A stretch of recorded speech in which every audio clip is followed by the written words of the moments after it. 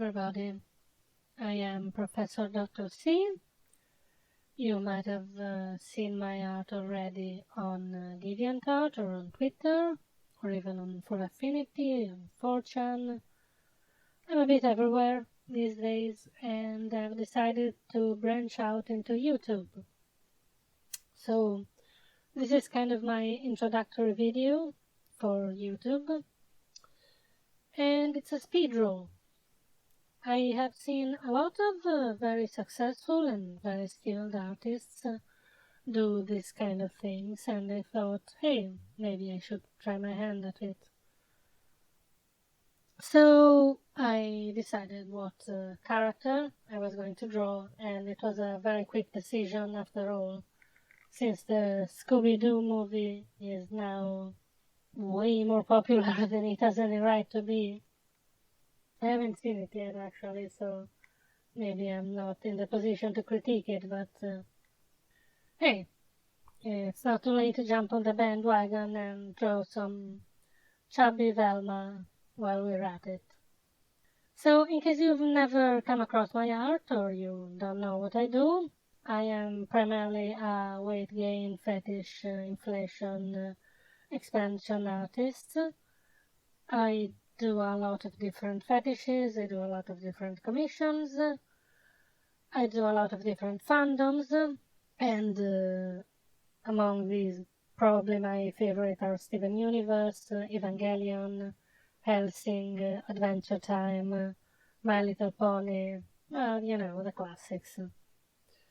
Now that I am branching out into the YouTube sphere, I have also decided to do some live reading of fan fiction and fetish fiction that focuses on these same themes.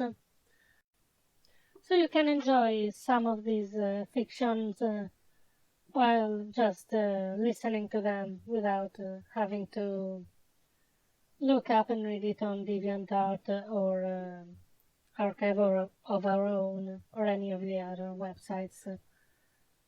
I honestly felt that this was a niche that needed to be filled, that YouTube had so very little in the way of fetish story reading.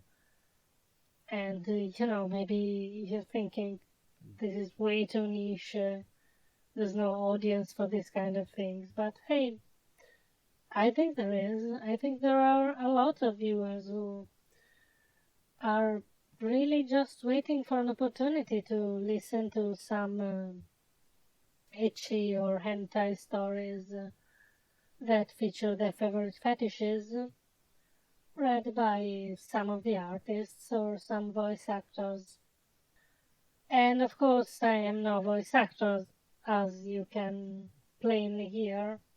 I'm Italian, English is my second language, and I may not speak it all so well or so clearly, but I did spend an embarrassingly long time of my life in various theater and drama clubs, so maybe I learned something from there. So, getting to the drawing itself, as you can see, I started out with a very basic sketch, which I always keep at a lower level of opacity, so I can never mistakenly draw on the sketch layer when I'm doing the line work or the color work. I think it's a tip that a lot of artists should keep to heart. Always have your sketch layer at a lower opacity than your line work layer. Once I start doing the line work, I can have a very clear picture of what exactly I'm doing and how exactly the colors are going to be filling in the line work. And also, since the Scooby-Doo style is actually fairly simplistic, I end up adding a lot of details like shading and lightning that normally wouldn't be in these drawings. I like to do shading in two parts, essentially. One is just sort of broad strokes, where it just the darker parts get a very thin layer of darker saturated color, and the bright parts get equally thin layer of bright saturated color, and then go into the details and shade those areas that have actual shadows, so you can see under the neck or in the folds of the clothes or between the fingers. This is just the basic shading. Then when it comes to slightly more complicated stuff, such as skin texture, I like to do it in a sort of pointillist style, where I use a lot of tiny dots of usually bright white color for the highlights, and slightly darker skin tone for the low lights, for the darker areas, and make sure that the opacity of those layers is very low, so it doesn't look like it's too shiny. And there's room for some shininess. You can see some little dots of shininess that I think add to the overall roundness of the thing. Aside from that, Velma, I think, is one of the best designs in general for a character.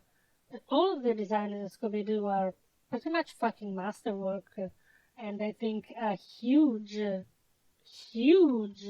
element of how the series has remained so fresh despite having had very few original ideas since its inception. Just, hey, these characters are interesting, they're interesting to look at, they have interesting interactions with each other, they have a lot of relatability because, of course, all of us nerdy kids gravitate towards Velma, all of the jock, sporty kids gravitate towards Fred, and the stony, happy-go-lucky guys gravitate towards Shaggy and Scooby, of course. In the end, Velma is just the perfect fodder for some weight gain art. So I hope you enjoyed this brief insight into my twisted mind and its many divagations into Scooby-Doo lore and art styles and YouTube. And I don't know, just tell me what you thought of it, and I will take it to heart, because I am new to all of this, and I am eager to learn. So, stay safe, good luck, and remember to subscribe and check out my Patreon if you have some money to donate. And if you want to see all my pictures early, in higher resolution, and sometimes works in progress before they're even finished. This is Professor Dr. C signing off.